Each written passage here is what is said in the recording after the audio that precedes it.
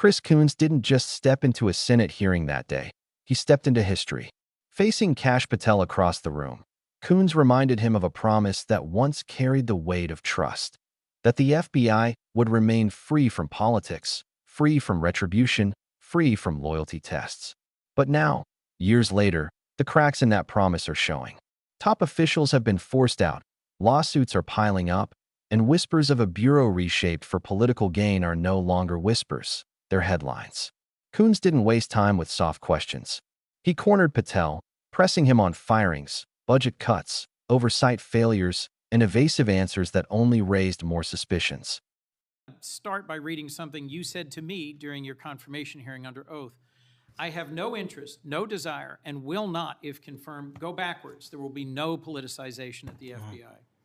Then you looked me in the eyes and said there will be no retribution actions taken by the FBI should I be confirmed as director. I told you that in your office. I tell you that again today. I'm concerned that that's not what's happened, that since you took over as director, you've cleaned house or forced out senior leaders across the Bureau, in particular targeting those that worked on investigations of President Trump. The former acting director has just sued you for firing him for political reasons. So did a leader in the DC field office. And the well-respected leader of the Salt Lake City office was pushed out last month, leaving that office shorthanded at a particularly difficult time. I'm worried that these actions compromise the Bureau's ability to keep Americans safe. Hundreds of agents have resigned. You are lowering application standards to fill vacancies. You've reassigned large numbers of agents to work on immigration and street crime, issues other law enforcement agencies can handle, perhaps more effectively with the FBI, but I'm concerned that this compromises the Bureau's ability to address national security risks, uniquely its capability. In fact, you've shut down the Office of Integrity and Compliance, which makes sure that agents act in a lawful and ethical way, and reassign staff away from domestic terrorism investigations exactly at a moment I think we are all concerned about it. I also have to ask, you came before the Appropriations Committee in May and told us you wanted a $500 million budget cut for the FBI, literally an effort to defund the police. I am grateful for the work of the men and women of the FBI. They've done great work this year in Delaware, partnering with the Dover Police Department to support human trafficking victims, partnering with the Middletown Police Department on armed robbery and carjacking. And it's urgent, I think, that we fix the direction and the prioritization within the FBI. And I wish we could focus on those efforts today. But I'm seeing an FBI leadership more focused on social media clout and on political revenge than on fighting crime. Director, have you ever ordered that an FBI employee be terminated because he or she worked on an investigation into President Trump? Senator, thank you. One quick correction for the record. There's 280 NV investigations. I gave the incorrect number to Senator Hawley. Thank you. Understood.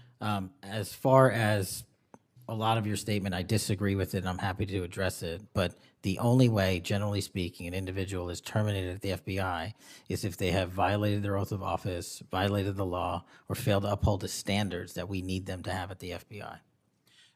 So those who say that they've been fired because of working on investigations into President Trump are lying or misrepresenting? Well, those matters are alleged in litigation, which is ongoing, so I can't comment on those specifically. Could you comment on why you fired former acting FBI Director Driscoll? I can't because it's ongoing litigation. Could you say now definitively under oath that the rank and file agents who were assigned to work January 6 cases will not be terminated because that's what they were assigned to do? I've said it before and I've said it again. Your case assignment, as I was given case assignments when I was a young prosecutor, does not dictate your career or your termination. Thank you. Then let me go to the appropriations question. In May, you testified before the subcommittee on which I served, defending the president's request that we slash the FBI's budget by about $500 million. The day before, you testified the opposite in front of the House. Where are we in terms of the budget request? Senator Graham earlier said if you're requesting more funding for more agents, let us know. We're nearing the end of the fiscal year. In front of the committee on which I serve here in the Senate, your request was for a reduction of hundreds of millions of dollars. Where are we? Where we are in the budget cycle is we at the FBI are in support of the president's budget, and we are in support of eliminating waste, fraud, and abuse. We've already identified tens of millions of dollars of duplicative contracts that the FBI was spending on software and private sector engagements. We've also identified duplicative workloads. So we are transitioning those folks out of doing the same thing twice over and into the field. And that's my focus right now. And the move of the FBI headquarters is also going to save the FBI $3.5 billion in the American taxpayers. So we're focused on eliminating waste, fraud, and abuse. And as I told Senator Graham, I'll go back and talk to my team, and if we need more, we'll let you know. Are you planning any additional reductions in force, Director? No. How many vacancies are you currently trying to fill within the agency? In terms of the 1811 ranks, there's a few hundred open vacancies that we have funded. And so we're filling all of those with our hybrid 1811 program and our new recruitment program, and I think a lesser amount of IAs and SOS. So if hundreds of agents have retired or taken the fork in the road offer, and you have vacancies, but you're requesting $500 million less, how does having fewer FBI agents help you tackle violent crime and address our national security issues? Just to put it in perspective, Senator, issues? Sorry, I didn't mean to cut you off. If we had this $500 million, we've done the math. It would take us 14 years to onboard every vacancy that's on the books currently at the FBI, because we can't hire these folks and train them overnight. It's a years-long process. So we are currently focused on recruiting the best and filling the positions to the best of our needs. And we, even if we had this extra money, wouldn't be able to hire them overnight. We're looking for where the need is greatest, where in the country we need to send them, and how we can change the training requirements, which is why I'm thrilled to have police officers. They might not have a college degree, but they got the street smarts and the cop smarts to become FBI agents, and that's what we want. Let me turn to Section 702. Yes, sir. When you testified in front of the CJS subcommittee, we talked about this issue. You told me you were in favor of reauthorizing FISA Section 702 when it expires next year, so long as the reforms implemented last year, reforms like better training for agents and real consequences for inappropriate searches of Americans' communications, were maintained. You also said that you had some ideas about how to make Section 702 better going forward. Can you give me an update on the FBI's implementation of these reforms and the direction you think it should go? Absolutely. I think you're referring to the query process, and if you're not, let me know.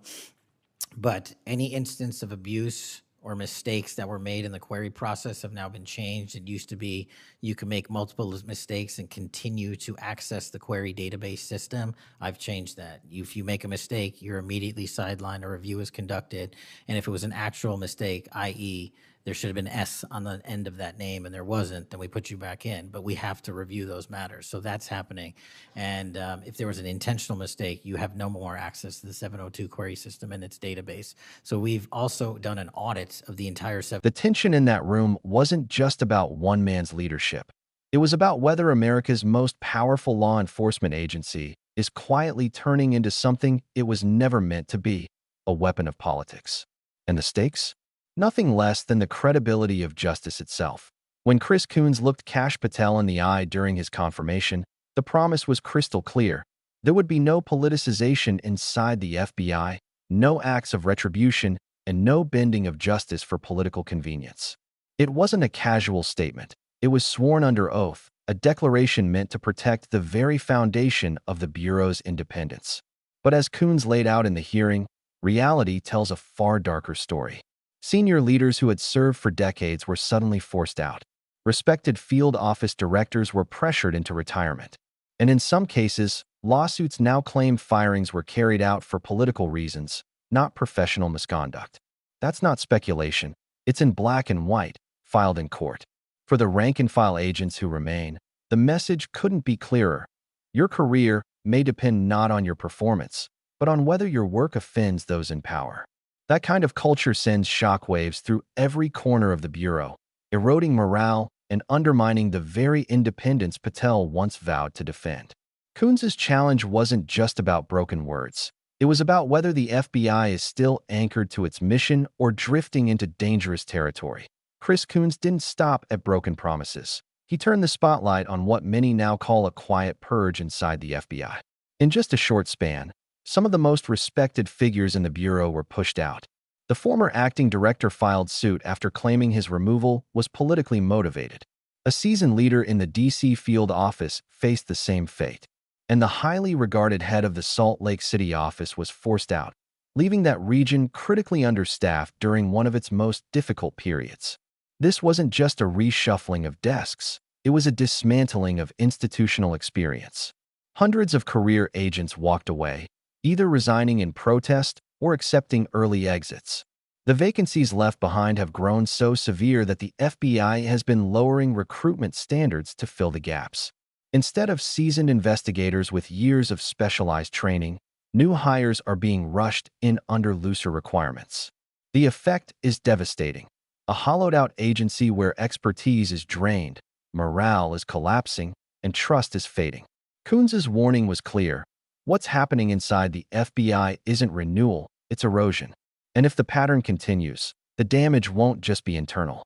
It could reshape the Bureau's credibility for decades. That if the purge raised eyebrows, the budget debate raised alarms.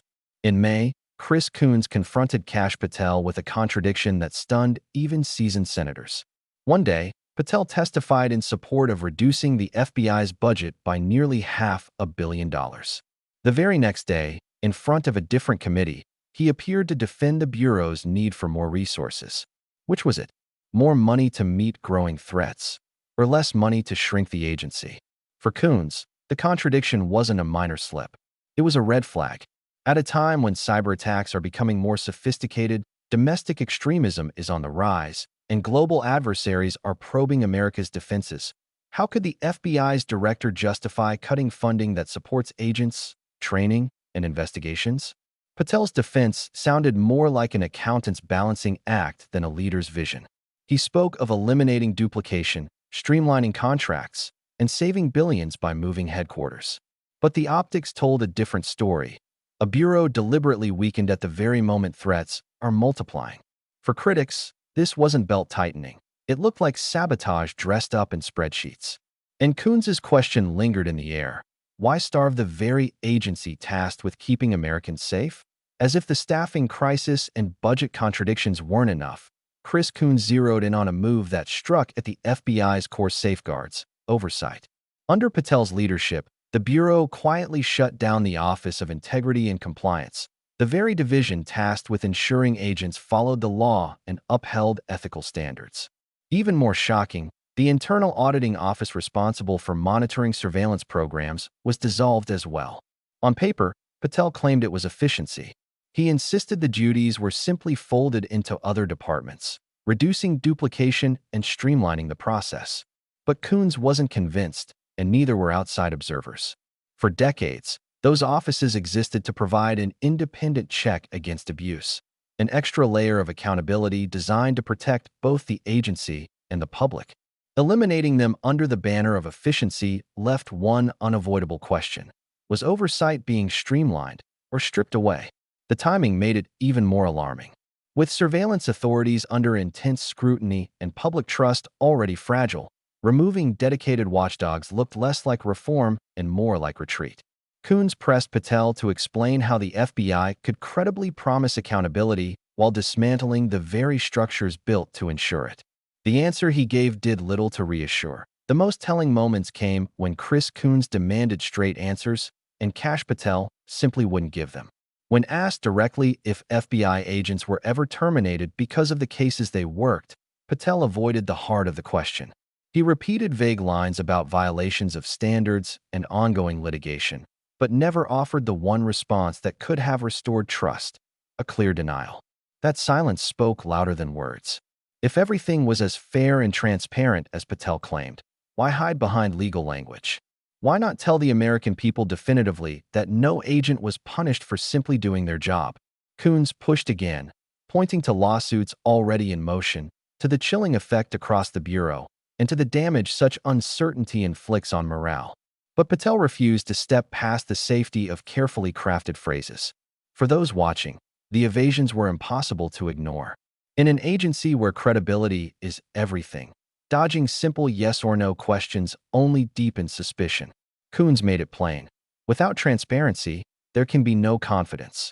And in that hearing room, every sidestep from Patel left the FBI's independence looking less like a principle and more like a promise slipping through the cracks. Beyond the lawsuits, firings, and budget battles, Chris Coons drew attention to the heart of the matter: the FBI's independence. The Bureau isn't just another federal agency.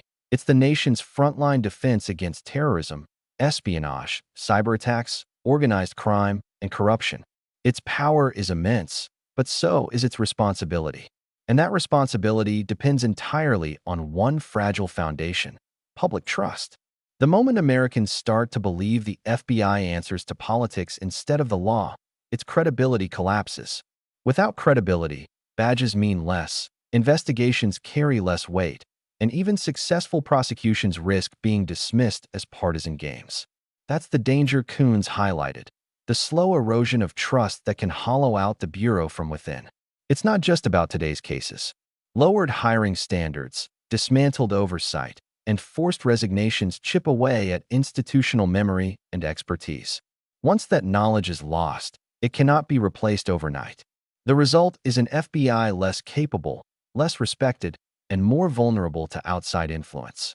Coons's questioning revealed more than Patel's evasions. It exposed a larger truth: if independence is compromised, the very agency designed to protect democracy could unintentionally help unravel it. By the end of the exchange, Chris Coons had done more than challenge Kash Patel's leadership. He had framed the fight as a crossroads for democracy itself.